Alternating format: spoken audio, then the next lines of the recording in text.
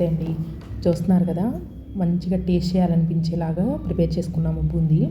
ఈ వీడియోలో బూందీ రెసిపీ చూద్దాము. చాలా సింపుల్గా ఈ కార బూందీ ప్రిపేర్ చేసుకోవచ్చు. బూందీ రెసిపీ స్టార్ట్ చేసుకుందాము.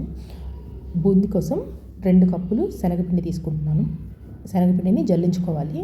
ఇందులో ఎటువంటి నూక లేకుండా చూసుకోవాలి. అలానే 2 కప్పుల శనగపిండికి 1 కప్పు బియ్యపిండి తీసుకుంటున్నాను. బియ్యపిండిని కూడా అలాగే జల్లించుకోవాలి.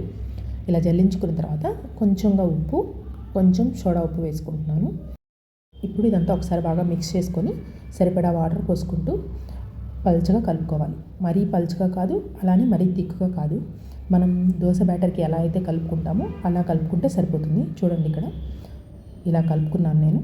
ఇప్పుడు ఒకసారి గంటెతో చూపిస్తాను ఎలా పడుతుంది అనేది. ఇలా ఉండాలి బ్యాటర్ కన్సిస్టెన్సీ.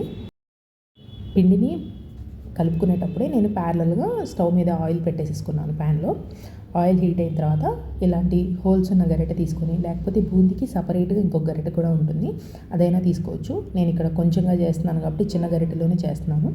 ఇలా పోసుకొని ఇలా గంటని తడుతూ ఉంటే బూందీ అనేది రౌండ్గా పడిద్ది అనమాట. లేకపోతే అంతా ఒకే చోట పడుతుంది. అలా కాకుండా ఇలా తట్టుకుంటూ ఉంటే ఆ గరిటెని రౌండ్గా నీట్గా విడివిడిగా పడిద్ది. బ్యాటర్ వేసిన వెంటనే గరిటెతో అయితే మిక్స్ చేయొద్దు. కొంచెం ఆ పొంగు అంతా పోయిన తర్వాత అప్పుడు మిక్స్ చేయండి. చూడండి, ఇలా మిక్స్ చేసిన తర్వాత ఈ పొంగు అంతా ఆగిపోయిన తర్వాత అప్పుడు మిక్స్ చేసుకోవాలి. ఇప్పుడు చూడండి, ఇలా బాగా ఫ్రై అయ్యి కలర్ చేంజ్ అయినప్పుడు మాత్రమే బూందీ క్రిస్పీగా వస్తుంది. చూడండి ఇక్కడ. ఇప్పుడు ఈ బూందీలోకి కొన్ని వేరుశనగపప్పు ఫ్రై చేసుకుందాము. మీకు ఎంతమందికి బూందీలో వేరుశనగపప్పు అంటే ఇష్టం? నాకైతే చాలా ఇష్టము. అలానే జీడిపప్పు కూడా కొన్ని ఫ్రై చేసుకుందాము. కొంచెం కరివేపాకు కూడా ఫ్రై చేసుకుందాము. కరివేపాకు ఇలా వేసుకున్న వెంటనే తీసేసేయండి, లేకపోతే మాడిపోతుంది, టేస్ట్ కూడా పాడవుతుంది. అలానే కొంచెం కచ్చాపచ్చాగా దంచుకున్న వెల్లుల్లి కూడా ఫ్రై చేసుకోండి అదే ఆయిల్లో. ఇప్పుడు వీటన్నిటిని బూందీలో వేసేసుకున్నాం కదా, దీనికి సరిపడా సాల్ట్, అలానే కొంచెం కారం వేస్తున్నాను.